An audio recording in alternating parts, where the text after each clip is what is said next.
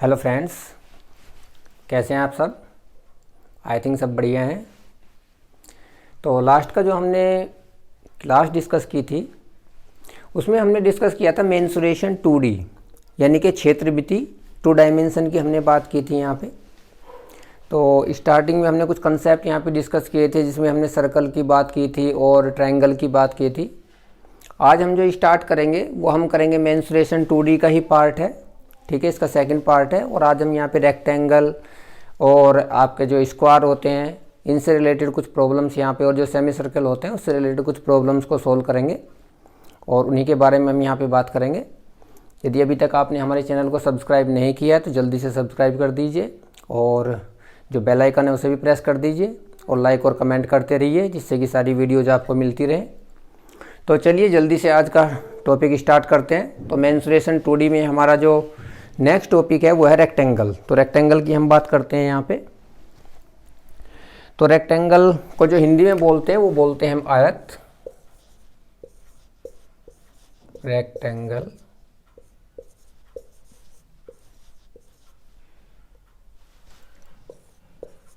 Rectangle को हिंदी में हम आयत बोलते हैं। और इसकी जो फिगर हम बनाते हैं कुछ इस तरीके से बनाते हैं। यहाँ पे ये सपोज कीजिए हमारी इसकी लेंथ है और ये हमने इसकी ब्रेड्थ ले ली यहाँ पे यानी कि चौड़ाई है, ये इसकी लंबाई और चौड़ाई है। यदि हम इसके एरिया की बात करें यहाँ पे रेक्टेंगल का जो एरिया होता है यानी कि क्षेत्रफल वो क्या होता है, लंबाई गुना चौड़ाई L/B, ठीक है। और यदि हम इसके पेरीमीटर यानी कि परिमाप की बात करें, पेरीमीटर यानी कि परिमाप, आप जानते हैं पेरीमीटर, तो परिमाप क्या हो जाएगा, ये आपका L है तो ये भी आपकी L हो जाएगी। यहाँ पे ये B है तो ये भी B हो जाएगा क्योंकि सामने की भुजाएं बराबर होती हैं रेक्टेंगल में जो हम आयत की बात करते हैं। तो ये कितना हो जाएगा, L + L 2L और B + B 2B यानी कि 2 of L + B यानी कि इसका जो परिमाप हो जाएगा वो 2 of L + B हो जाएगा। तो रेक्टेंगल का एरिया हमारा L/B यानी कि लंबाई गुना चौड़ाई और रेक्टेंगल का जो पेरीमीटर यानी कि परिमाप होता है 2 of लंबाई प्लस चौड़ाई। इसके बाद यदि हम इसके डायगोनल की बात करते हैं यहाँ पे, इसके डायगोनल क्या हो जाएगा, यहाँ पे ये हमारा 90 डिग्री एंगल होता है, हमें पता है। ये हमारा L है, ये B है, तो ये हो जाएगा हमारा यहाँ पे L² + B², ठीक है। तो डायगोनल जो होगा आपके बाद, डायगोनल यानी कि जो विकर्ण होगा that will B √L² + B²। तो ये रेक्टेंगल जो है यदि हम इसमें एक सर्कल बना देते हैं यहाँ पे यानी कि एक परिवृत्त बना देते हैं तो किस टाइप का बनेगा, वो कुछ ऐसा बनेगा। यदि आप देखें तो चारों कोनों से होकर इस टाइप से जाएगा, इस टाइप से कुछ हमारा यहाँ पे परिवृत्त इसका बन जाएगा, ठीक है। तो परिवृत्त को हम बोलते हैं सर्कल। तो सर्कल की यदि हम रेडियस की बात करें यहाँ पे तो ये इसका सर्कल का सेंटर होगा। यहाँ पे जो हमने सर्कल बनाया तो उसका जो रेडियस होगा वो ये होगा यहाँ से लेके यहाँ तक का, यानी कि जो हमने विकर्ण निकाला था, डायगोनल निकाला था, ये पूरा हमारा विकर्ण है यानी कि डायगोनल है तो इसका हाफ हो जाएगा। यहाँ पे ये हमारा R होता है, यहाँ से लेके सेंटर से लेके, यदि हम इसे O माने यहाँ पे सर्कल का सेंटर माने तो सेंटर से लेकर के यहाँ तक की जो डिस्टेंस है यही तो हमारी सर्कम रेडियस हो जाएगी R, ठीक है। तो सर्कम जो रेडियस होगी दैट विल बी R = यानी कि डायगोनल का हाफ हो जाएगी यानी कि 1/2 square root of L² + B²। तो इस तरीके से यहाँ पर हम इसकी सर्कल भी निकाल सकते हैं। इसके बाद यहाँ पर और कंसेप्ट आते हैं हमारे पास कि यदि हम एक रेक्टेंगल यहाँ पे गिवन है, ये हमने सर्कल बना दिया यहाँ पे, यदि हम हर एक कॉर्नर पे यहाँ पे एक सेमी सर्कल बना देते हैं इस टाइप से, ये हमने सेमी सर्कल बना दिया यहाँ पे, ये हमने यहाँ पे सेमी सर्कल बना दिया और ये हमने सेमी सर्कल यहाँ पे बना दिया, ठीक है। तो अभी हमें कौन सा एरिया फाइंड आउट करना है, ये जो शेडेड रीजन है ये हमें फाइंड आउट करना है कि ये क्या होगा। ये वाला शेडेड रीजन हम देख पा रहे हैं यहाँ पे, जो हमने सर्कल बनाया है, जो सेमी सर्कल बनाया है, उनके बीच का जो एरिया है, ठीक है। तो जो शेडेड रीजन होता है उसकी वैल्यू क्या होती है यहाँ पे, शेडेड रीजन। तो शेडेड रीजन की वैल्यू क्या होती है, वो सेम होती है जो हमारा रेक्टेंगल का यहाँ पे एरिया होता है। रेक्टेंगल का एरिया क्या है, L इंटू बी। तो जो शेडेड रीजन हमने यहाँ पे बनाया है, ठीक है, तो ये हमारा क्या हो जाएगा, L इंटू बी हो जाएगा। तो इस तरीके से भी एग्जाम में क्वेश्चन आते हैं कि आपको एक रेक्टेंगल यहाँ पे गिवन है, आपने यहाँ पे एक सर्कम सर्कल यानी कि परिवृत्त बनाया, और उसके बाद हर एक कॉर्नर पे यानी कि हर एक जो साइड है रेक्टेंगल की उस पर आपने क्या बना दिया, सेमी सर्कल बनाया यानी कि अर्धवृत्त बनाया। तो ये जो बीच का जो एरिया है यहाँ पे, ये जो शेडेड रीजन हमने आपको दिखाया है यहाँ पर, इसकी वैल्यू कितनी होगी, ठीक है। तो इसकी वैल्यू हो जाएगी हमारे पास, जो हमारा रेक्टेंगल का एरिया है उसी के इक्वल हो जाएगी जो हमारा शेडेड रीजन होगा। तो इस तरीके से आपको ध्यान रखना है कि यदि हमें शेडेड रीजन फाइंड आउट करना है तो उसकी वैल्यू क्या होगी। कभी कभी ऐसा होता है इसके हाफ की भी पूछ लेता है कि मतलब आपको केवल इतनी फिगर यहाँ पे दे देगा, ये पार्ट दे देगा और ये पार्ट दे देगा, ये और ये नहीं देगा, ठीक है। तो सीधी सी बात है वो हाफ हो जाएगा, इसका जो शेडेड रीजन एल बी है इसका यहाँ पे हाफ हो जाएगा। उसकी भी अभी हम बात करते हैं यहाँ पे कि किस टाइप से क्वेश्चन पूछ सकता है। यहाँ पे देखिए कभी कभी ऐसे भी एग्जाम में आपसे पूछ सकता है वो कि यहाँ पे ये हमारा रीजन कितना है, ये शेडेड रीजन कितना है, ठीक है। तो इस केस में हमारे पास जो शेडेड रीजन होगा वो इसका हाफ हो जाएगा जस्ट यहाँ पे, ठीक है। इस टाइप से यदि वो आपसे क्वेश्चन पूछता है तो आपका यहाँ पे जो शेडेड रीजन हो जाएगा वो कितना हो जाएगा यहाँ पे, दैट विल बी, इसका हाफ हो जाएगा जस्ट, क्योंकि यहाँ पे हमने क्या किया, ये वाला पार्ट और ये वाला पार्ट हटा दिया यहाँ पे शेडेड रीजन में। तो जस्ट हमारे पास कितना हो गया, हाफ हो गया, यानी कि 1/2 L इंटू बी, ठीक है। तो इस तरीके से हम शेडेड रीजन यहाँ पे फाइंड आउट कर सकते हैं। एक एग्जांपल ले लेते हैं, उससे आपको चीज़ें थोड़ा सा क्लियर हो जाएंगी। यहाँ पे देखिए यहाँ पे क्या गिवन है हमें, सपोज कीजिए आपको L और B गिवन है। दूसरा फिगर यहाँ पे बना लेते हैं, रेक्टेंगल की बात कर रहे हैं अभी यहाँ पे। तो एक यहाँ पे फिगर देखिए, find the area of shaded region, first question है यहाँ पे, find the area of shaded region, find the area of shaded region. और शेडेड रीजन आपको किस टाइप का गिवन है, ये देखिए आपको यहाँ पे कुछ इस टाइप से ट्रायंगल गिवन है,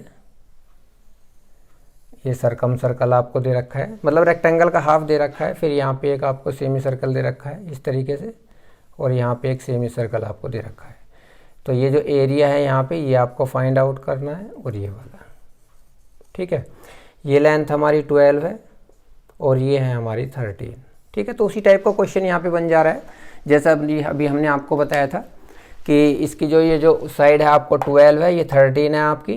तो इसका पूरे का जो हमने यहाँ पे शेडेड रीजन के लिए बताया था एरिया कितना बताया था, L इंटू बी बताया था, लेकिन यहाँ पे हाफ पार्ट गिवन है, ठीक है। तो एरिया हमारे पास कितना हो जाएगा, area is equal to half into 12 into 13, यानी कि L ये हमारी लेंथ हो गई और ये ब्रेड्थ हो गई, ठीक है। तो आंसर कितना आ जाएगा, 2 6 12 78।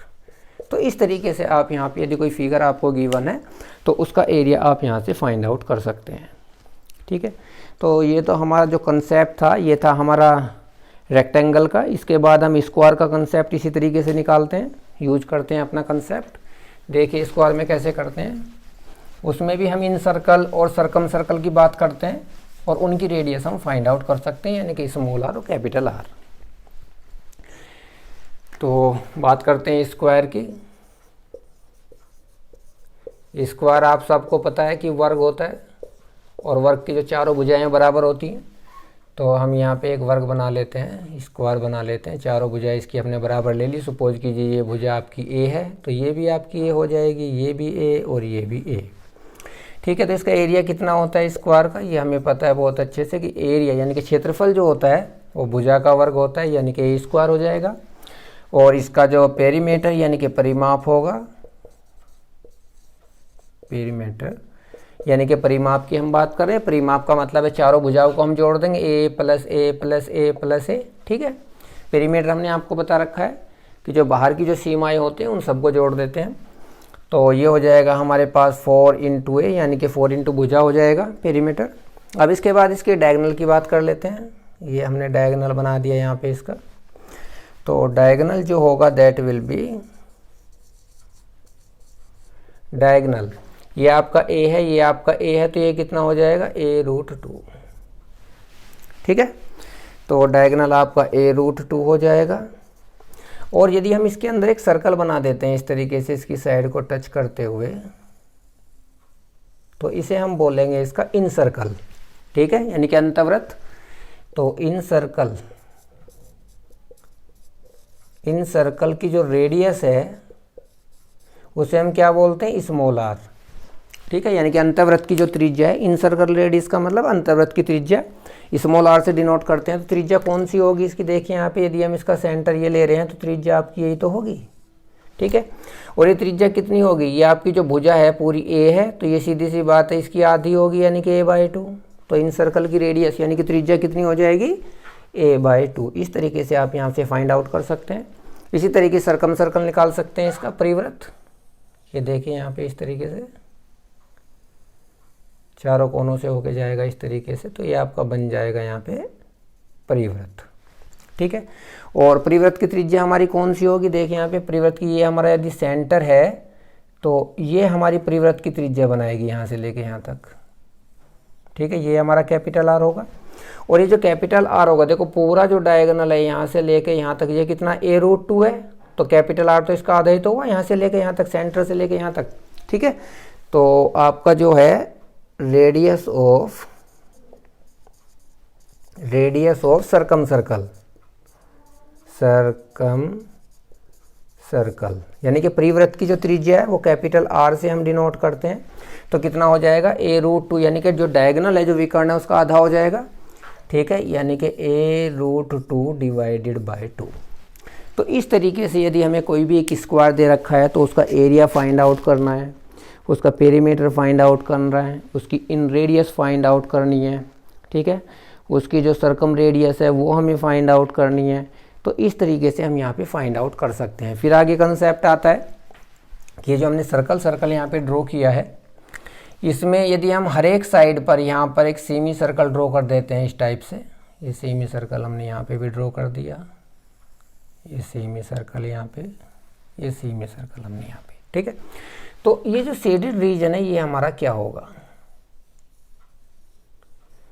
सीधी सी बात है, जब ये साइड हमारी a है तो इसकी जो रेडियस होगी यहाँ पे, जो हम सेमी सर्कल की बात कर रहे हैं, तो ये तो a/2 हो जाएगी। ये जो सेमी सर्कल है यहाँ पे, ठीक है, इसकी रेडियस हमारी a/2 हो जाएगी।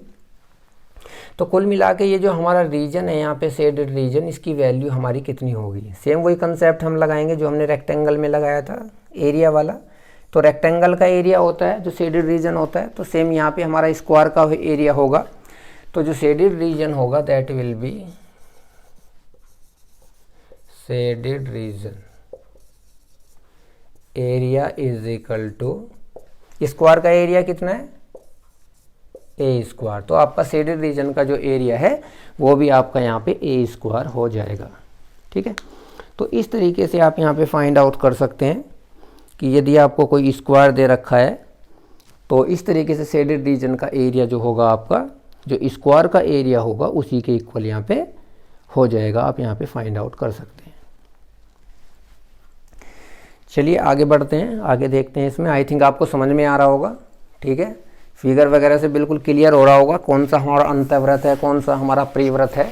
ठीक है, और कौन से हम शेडेड रीजन की बात कर रहे हैं जब हम हर एक साइड पर यहाँ पर ये सेमी सर्कल यानी कि आधा वृत्त ले रहे हैं, यहाँ पे सेमी सर्कल ले रहे हैं हर एक साइड पर। तो ये जो शेडेड रीजन बनता है, मतलब कि सर्कम सर्कल और सेमी सर्कल के बीच में जो ये रीजन बनता है, इसको टोटल यदि हम निकालने लगे तो कितना आएगा, एरिया ऑफ द स्क्वायर आपको यहाँ से मिल जाएगा। इस तरीके से हम फाइंड आउट कर सकते हैं।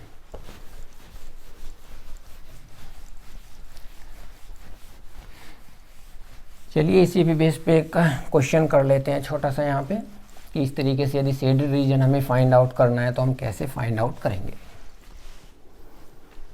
ठीक है, तो देखते हैं first question. Area of the shaded region हमें फाइंड आउट करना है।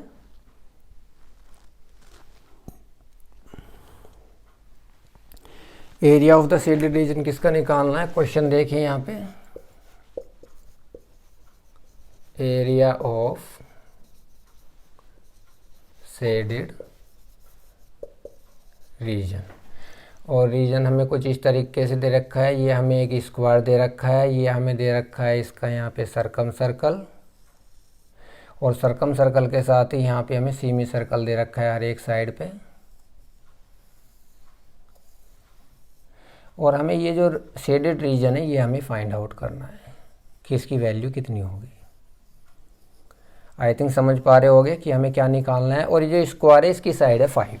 तो अभी हमने इसका फॉर्मूला बताया था कि जो एरिया ऑफ शेडेड रीजन है वो हमारा क्या होगा, जो स्क्वायर है इसका एरिया होगा, स्क्वायर का एरिया कितना होगा 5 का स्क्वायर यानी कि 25। यानी कि जो शेडेड रीजन आपको दिख रहा है इसका जो एरिया होगा दैट विल बी 25। बस इतना सा सवाल है। तो थोड़ा सा कंसेप्ट आपको ध्यान रखना है कि किस टाइप के क्वेश्चन में हमें कैसे अप्रोच करनी है, ठीक है। तो यदि आप इन चीज़ों को यहाँ पे ध्यान रखोगे तो आपको यहाँ पे बिल्कुल भी परेशानी नहीं आने वाली है और आपकी सब चीज़ें यहाँ पे क्लियर होती रहेंगी। चलिए एक और अच्छा सवाल लेते हैं जो लास्ट टाइम एग्जाम में आया हुआ है। उसमें भी आपसे यही पूछा गया है यहाँ पे कि हमें एरिया फाइंड आउट करना है, लेकिन एरिया किसका फाइंड आउट करना है देखते हैं। एक सेमी सर्कल दे रखा है और फाइंड एरिया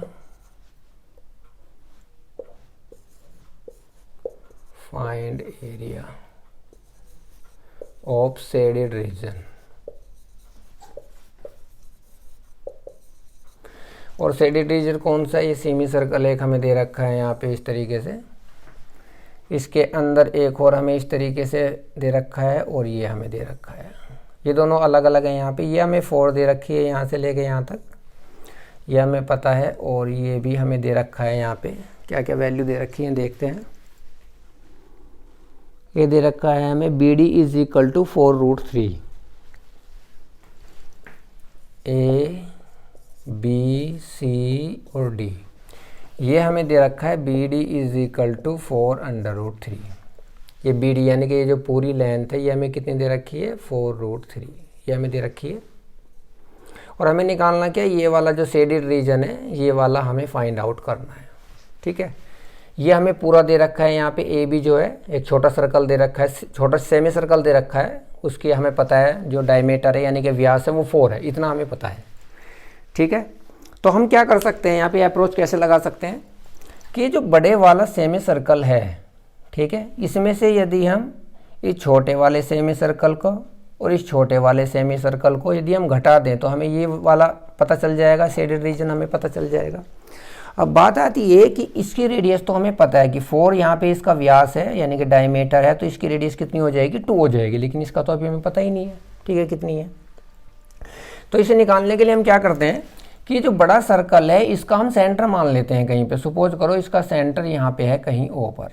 ये O किसका सेंटर है, ये इसका नहीं है, ये पूरा जो बड़ा हमारा यहाँ पे सेमी सर्कल है, ठीक है, अर्धवृत्त है, बड़े वाला जो अर्धवृत्त है इसका सेंटर हमने O पे मान लिया। अब इसका सेंटर हमने O पे मान लिया और रेडियस हमने मान ली इसकी R, ठीक है। जब इसकी रेडियस R यहाँ से लेके OC तक R है तो O से लेके A तक भी R होगी क्योंकि तो बड़े वाले का सेंटर है। जब ये R होगी यहाँ से लेके यहाँ तक, और हमें ये भी पता है कि यहाँ से लेके यहाँ तक ये हमारे O से लेके A तक R है, ये हमारी 4 है, तो ये हमारी कितनी हो जाएगी यहाँ पे R-4, यहाँ से लेके B से लेके O तक, क्योंकि जब आप इसे ऐड करोगे तो ये R हो जाएगी। आई थिंक समझ पा रहे होगे यहाँ तक। अब क्या करते हैं, इस D को यहाँ से इसे मिला देते हैं O को, ठीक है।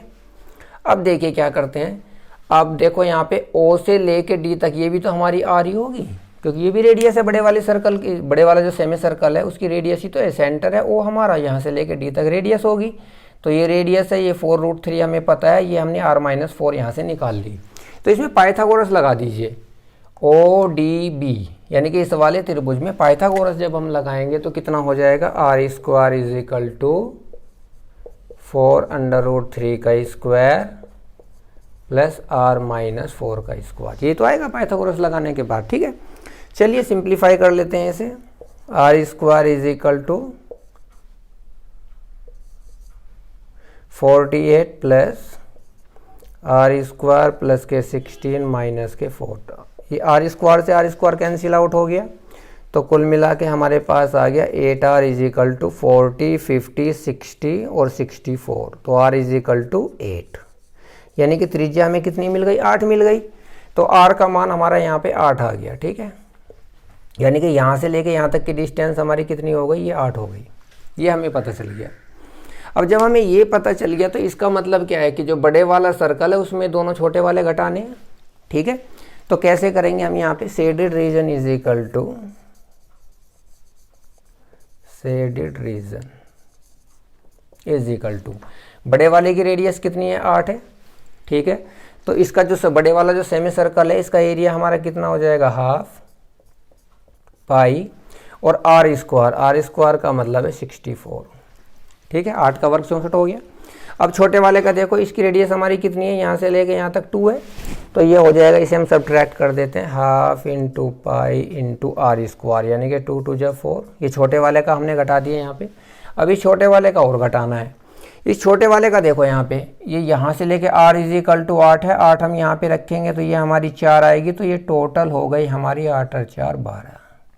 यानी कि इस वाले का व्यास 12 है तो रेडियस कितनी होगी, 6। तो 6 चंग हो गया 36, 1/2 इंटू पाई इंटू 36। ये बात समझ में आ रही होगी।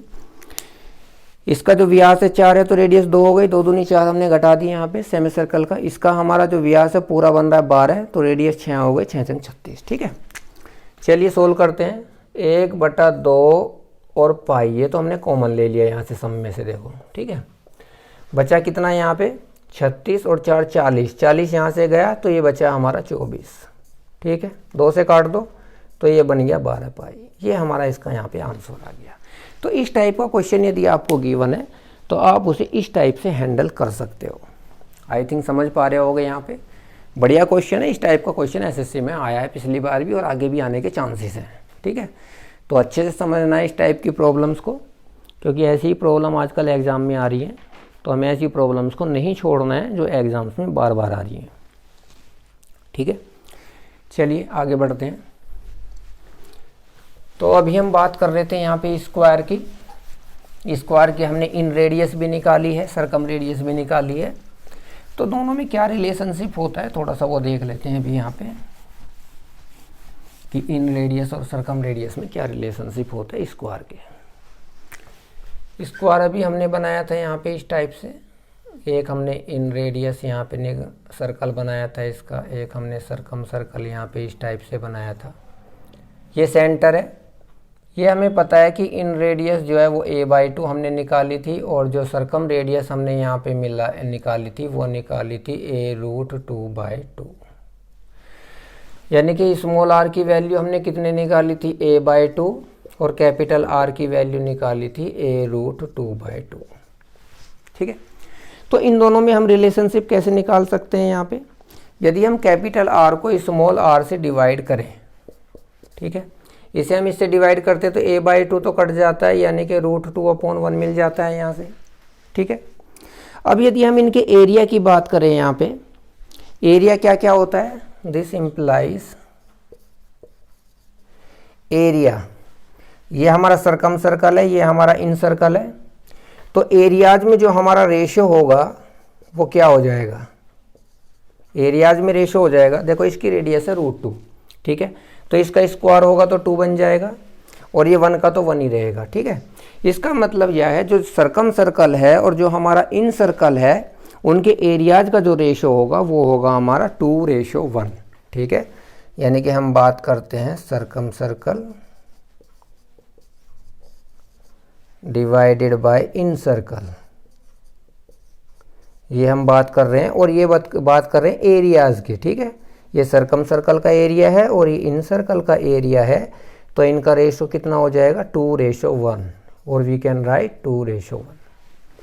तो यदि हमसे कहीं पे पूछता है कि जो सरकम सर्कल है किसी स्क्वायर के लिए और इन सर्कल है उनके एरियाज का क्या रेशो होता है, दैट इज 2:1, तो हम डायरेक्टली यहाँ पे बता सकते हैं इस तरीके से, ठीक है। चलिए अब इसके बाद चलते हैं हम यहाँ पे एक इक्विलेटरल ट्रायंगल कि क्या क्या एरिया होते हैं, क्या उसके हाइट होती है, क्या इन रेडियस होती है, क्या उसकी सरकम रेडियस होती है, वो हम यहाँ पे थोड़ा बात करेंगे इक्विलेटरल ट्रायंगल में। तो इक्विलेटरल ट्रायंगल का हमें पता है कि तीनों साइड इक्वल होती है, तो उसी के बेस पे हम यहाँ पर उसकी प्रॉपर्टीज़ को डिस्कस करेंगे कि क्या होता है इक्विलेटरल ट्रायंगल।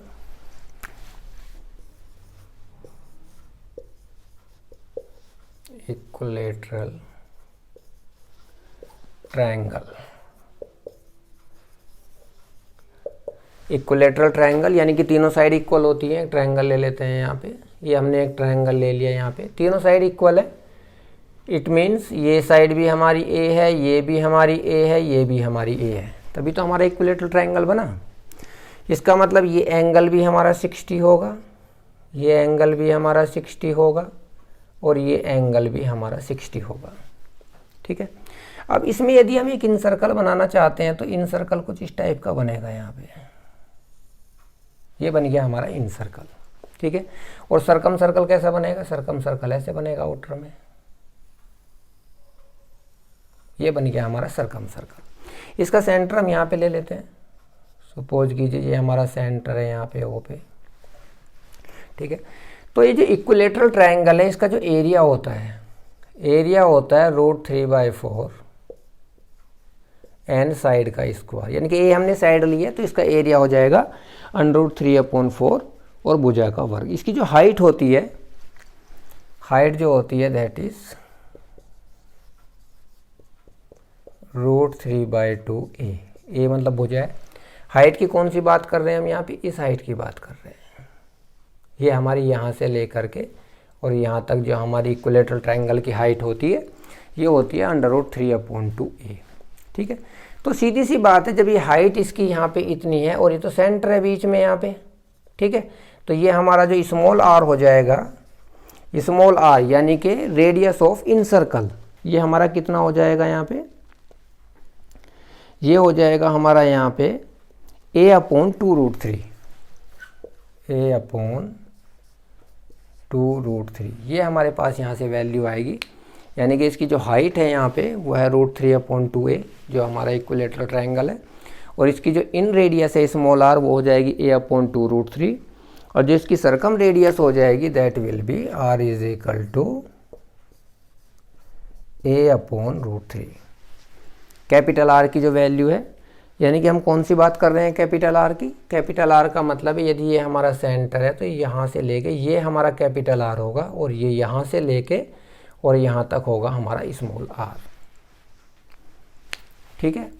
तो इसकी हम यहाँ पे बात कर रहे हैं।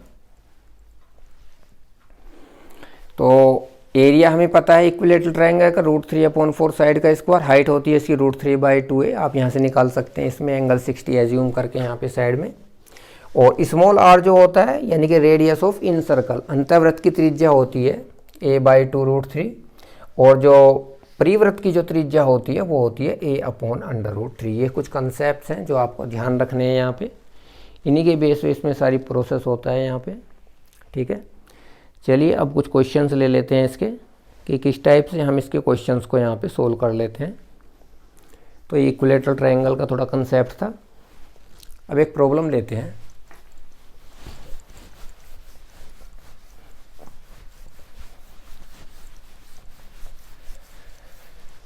तो पहली प्रॉब्लम है यहाँ पे, if the diagonals, first question is if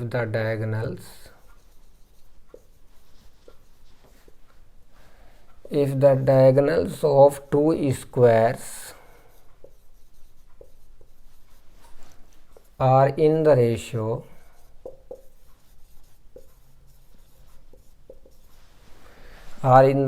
5:7, यानी कि दो स्क्वायर हमें दे रखे हैं, दो वर्ग दे रखे हैं, उनके जो डायगोनल्स हैं वो किस रेशो में? 5:7 में।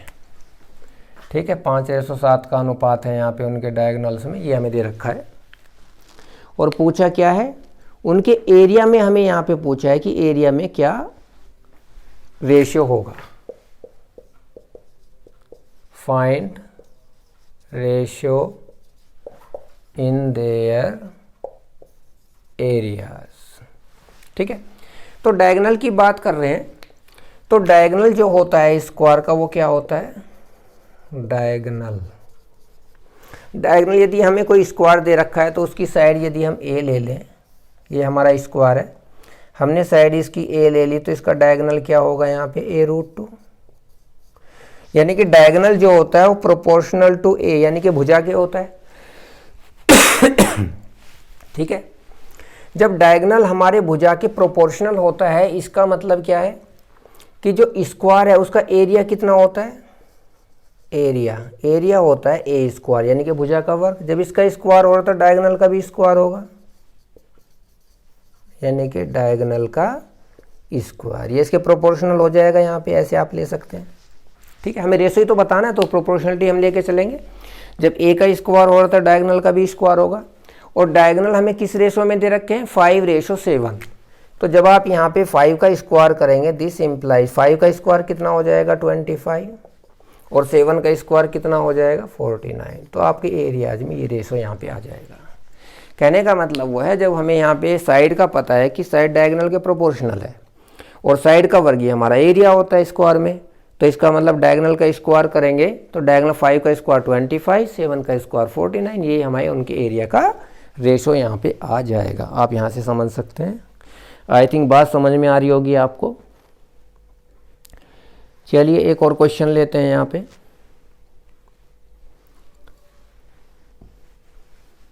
बढ़िया सवाल था, ऐसे सवाल आते हैं आजकल एग्जाम में क्योंकि बिल्कुल ट्रिकी क्वेश्चन है। कोई ऐसा तो है नहीं कि बहुत तगड़ी कैलकुलेशन है इसमें, हो नहीं पाएगा बच्चों से। केवल थोड़ा सा लॉजिक लगाना है और आपका सब आंसर इसमें आ जाएगा। नेक्स्ट क्वेश्चन इज एरिया हमें फाइंड आउट करना है शेडेड रीजन का।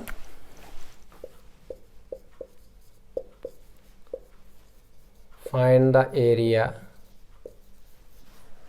Of shaded region.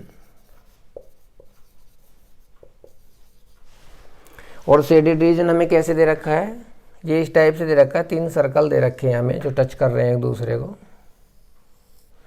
कुछ इस तरीके से हमारी प्रॉब्लम है यहाँ पे। इस तरीके से 3 सर्कल है, ये इसका सेंटर है, ये इसका सेंटर है, ये इसका सेंटर है। तीनों को मिला दो पहले तो ये ऐसा ट्राइंगल यहाँ पे बन रहा है। रेडियस क्या है तीनों की, तीनों जो सर्कल है उनकी रेडियस हमें इक्वल दे रखी है। ये रेडियस 1 है, ये भी 1 है, ये 1, ये 1, ये 1, ये 1। ठीक है, इसका मतलब क्या है कि ये जो ट्राइंगल बना है ये भी साइड 2 हो गई, ये भी 2, ये भी 2, इक्विलेटरल ट्राइंगल हो गया। तो सीधी सी बात है ये एंगल हमारा 60 हो गया, ये भी 60 हो गया और ये भी हमारा 60 हो गया। और हमें एरिया फाइंड आउट करना है shaded region if the radius of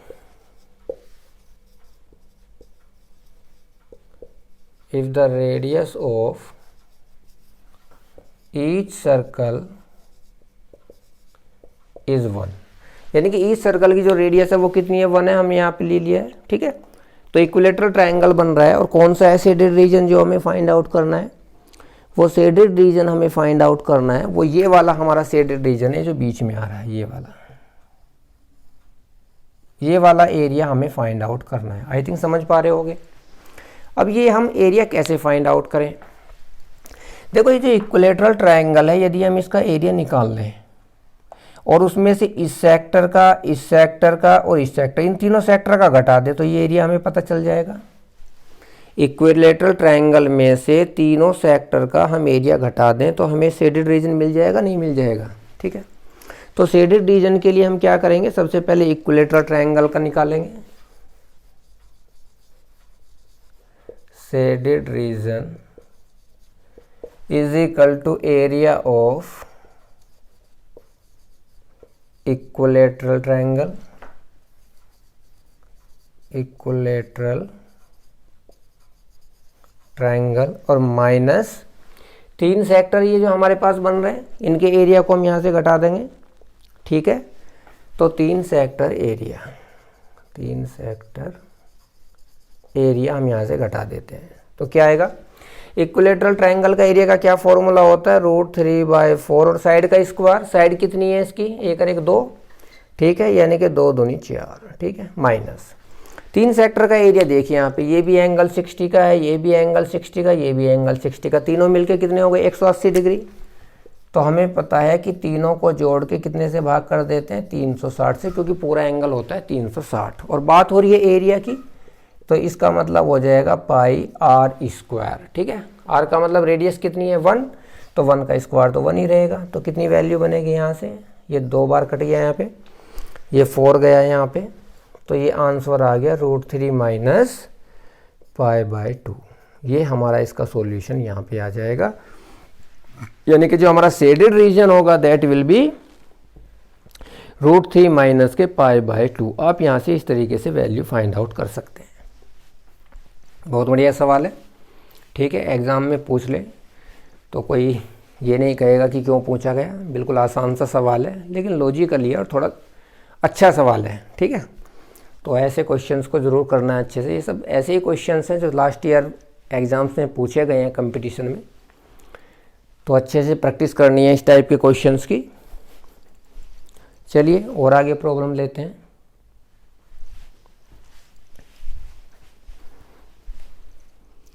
इसके बाद एक क्वेश्चन लेते हैं, यहाँ पे हमें रेडियस फाइंड आउट करनी है एक सर्कल की, और किस टाइप का सर्कल हमें यहाँ पे गिवन है देखते हैं।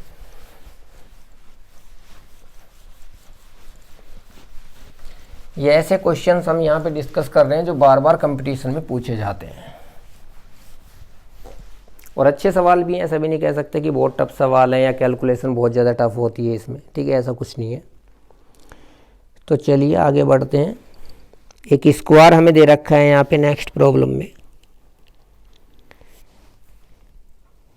तो स्क्वायर के अंदर जो हमारी प्रॉब्लम बन रही है कुछ ऐसी बन रही है यहाँ पे, फाइंड आर, यानी कि रेडियस हमें फाइंड आउट करनी है, फाइंड आर।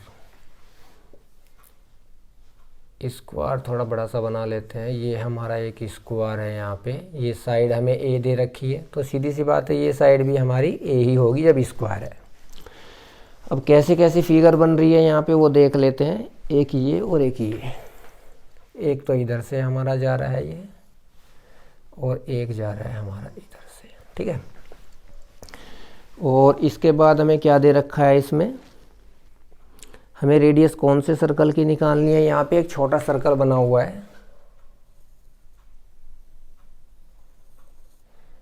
ये यहाँ पे एक छोटा सर्कल बना हुआ है, इसकी जो रेडियस है वो हमारी आर है। ये हमें फाइंड आउट करना है, ठीक है।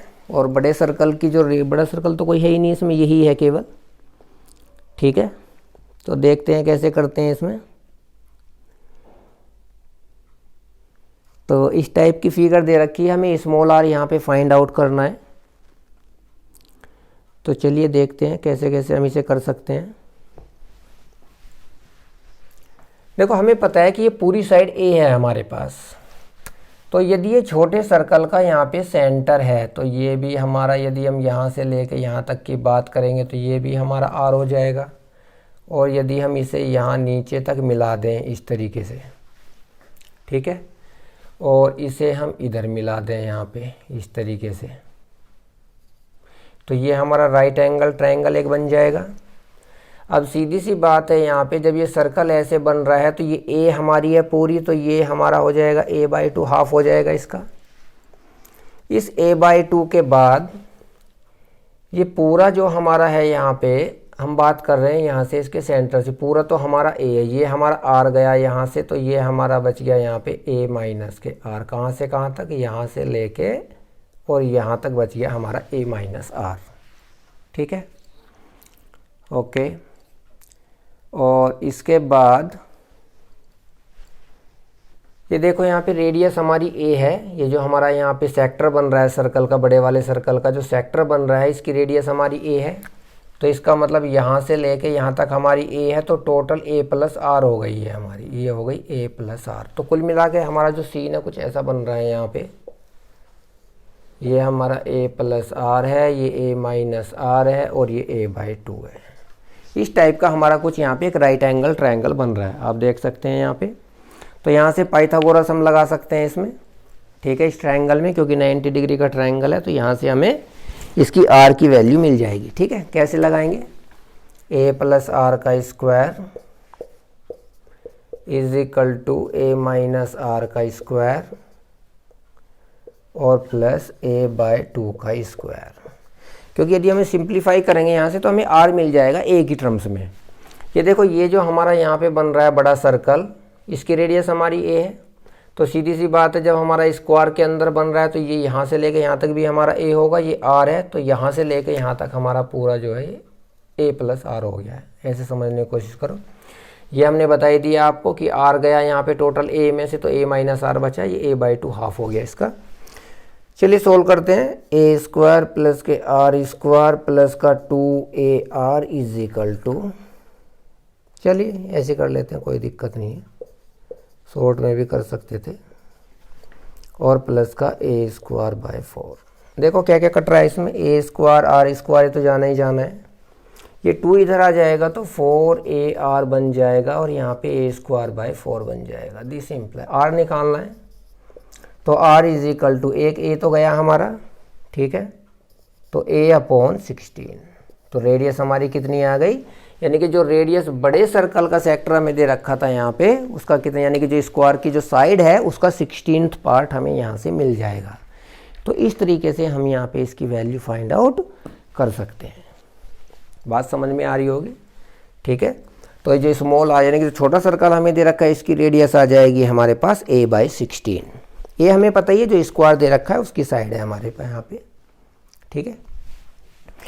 तो 2D ये जो मेंसुरेशन हम टॉपिक यहाँ पे डिस्कस कर रहे हैं, काफ़ी बड़ा टॉपिक है, क्वेश्चंस भी हमें काफ़ी सारे करने हैं, क्योंकि काफ़ी अच्छे अच्छे क्वेश्चन आते हैं एग्ज़ाम में।